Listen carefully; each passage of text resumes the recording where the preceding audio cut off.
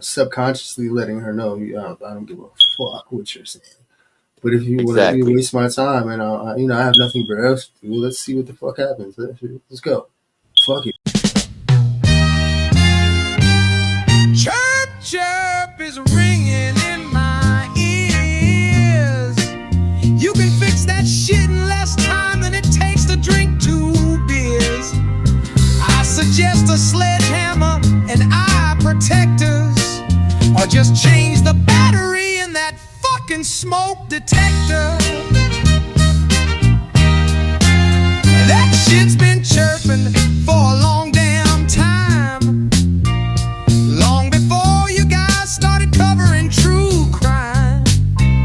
Every couple of minutes you hear that chime. Wouldn't mention it again, but smoke detector too hard to rhyme.